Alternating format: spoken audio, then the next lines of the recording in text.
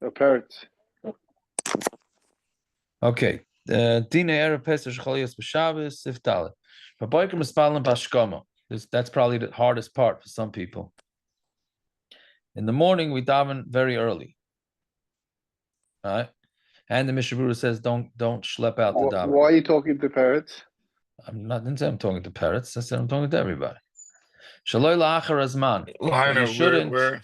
You shouldn't push off this. After the student. You're davening after the student. Interesting. Shaloi la'achar azman. You shouldn't push off the zman. Shematonim b'achilas chametz, because you don't want to eat. You don't want to eat. You can sit there if you want, but you don't want to put. You don't want to eat past the.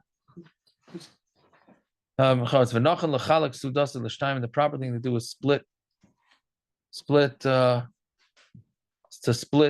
this meal into two. First you make birchas hamazon, and then you take a little break. When you walk over divrei Torah or learning, I don't know exactly what that means with divrei Torah. Sitting at the table, not sitting at the table, like betiyul or some sort of tiyul. Now, what's the difference between halicha and tiyul? I'm not sure either. Basically, go outside, take a walk, then wash your hands again. Eat a little bit of mavarich shenis birchas hamazon, and make a second birchas hamazon. K'dei l'kayim mitzvah suda shlishis, to be mekayim mitzvah suda shlishis. Even though suda shlishis really, the reason why you need that break is because you don't want a bracha shein tzricha, that you're just splitting a meal into two. So suda shlishis though should not be before chatzos, right? So what you should do is in the afternoon. The Ramah says in the afternoon, I'm not so sure why the Kitzur doesn't bring this. In the afternoon, you should make sure to eat some fruit or meat or fish or something like that to be Yaitza Shalashudas according to those opinions. Because you can't be Yaitza Shalashudas after Chatzos with bread, obviously, and matzah not either. So that's the problem. Hey, Noying Lahafter. The haftarah is b'melachi v'arva lefi shekasar sham aviu hamaser is b'la'itzer v'hum and yana ki lefi yesh ayrim v'yizman abir v'erev pesach shel shana revius shebeshmita. That's the shas abir and shana is of the 7th year. I mean, there's something called beer, which is basically you have to make an accounting for all your trumas and maasros, and everything has to be done. I think it's the 3rd year and the 7th.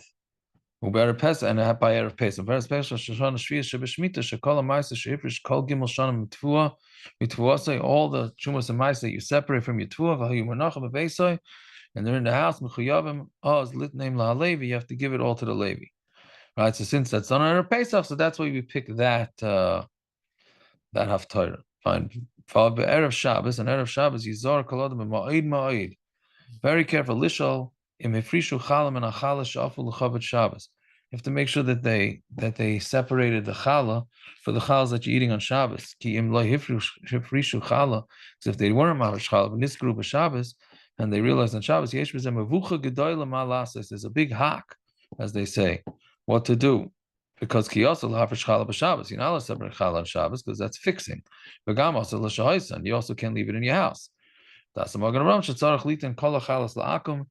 The Magen Ram says give all the chalas to a guy. B'matana gemura with a full matana. Kadim shot shenasa ba'ana before it's also ba'ana. V'yesh chalkan, and those disagree. V'kasu takanas acheres v'chulan rechaykas, and they have all sorts of other problems, and that's all rechaykas v'alchein tzrichim l'zar b'davar. Just make sure that they take off challah. I imagine most people are not baking their own challahs for this Shabbos, so it shouldn't be a problem. Siman Kuf Tezayin, our favorite subject, Dina Hagala, the halachas of kashering. You want to just fill it out? You don't have to stay. You know, you want to hang out? Yeah. Okay, so Upa Yudches Chai Sifim, right? You don't write Yud. I mean, you could write Yudches, but Chai better. Aleph, kol kli cheres, so any earthenware, shenashtamash bechametz, that was used for chametz, loy mahani le, it doesn't help to do hagolah. Loy hagolah v'loy libun, you can't kasher them because the taste doesn't come out of them. Aval tanurim v'akiros habenuyim ha'avanim u'leveinim mahani, but the ovens and the sinks stoves, I'm sorry. Habanuyim avanim that are made out of stone or bone, not bones, bricks. Mahani luhu libun helps. Bayin leil simin kufyud. Right, over what exactly how the kashrus works. But tanurim shehem bebeis acharif, and the tanur that's in the winter house, meaning the I guess the furnace.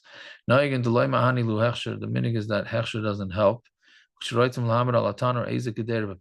let's say on this tanur you want to put a pot on it. First, you want to put a tas, a piece of metal, tas shel barzel, and then you can put the pot on top of that. That will also help for an oven made out of earthenware. Base kli eitzu kli matras, wood and metal, kli even and stone, kli eitzim, wood or etzem, bone. Ma'ani lu hagola helps. Achim hu davashim miskalka b'roisen. But if it's something that gets destroyed in hot water, meaning something that hot water will damage it, let's say glass or certain light plastics, if it's kalim that are stuck with glue, even if just the handle has got devik in Hagala doesn't help, because perhaps there was no Hagala done properly. Gimel,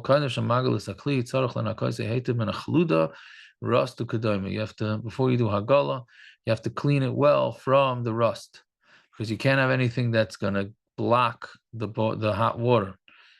Shiyeh Noki Lagami has to be completely clean. Avamaris flecken, Ein Behen Kveda, but things that just discoloration is not a problem. Yesh gumas bekli, and if there's holes in the kli, tzarich l'nakra, you have to clean them well. And if it's metal, yasam al gumas kachalim, put the coals on the hole, the lavin sham, to do libun there. Meaning, if you have any cracks in it, so you could put coals, which is a much better kashering, and then you do hagala on the rest, to hot water. And after that, you do hagala. Let's say you can't clean out the holes. You can't do libun, you have no takana. So that's why things that have knives, that have handles, the minig is not to kasha them, and